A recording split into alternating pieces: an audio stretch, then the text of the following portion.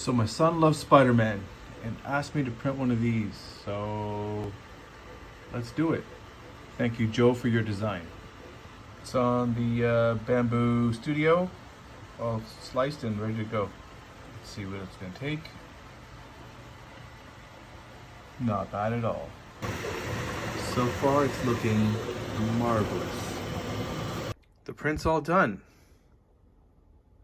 Using one of these command strips, or what are they called? Smart grip, poster grips, to see if I can put it up in this corner here with his Lego stuff. Let's see.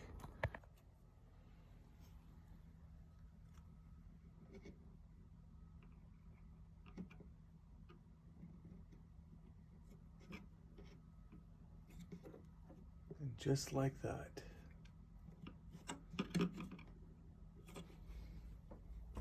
Spider-Man's hanging out in his room.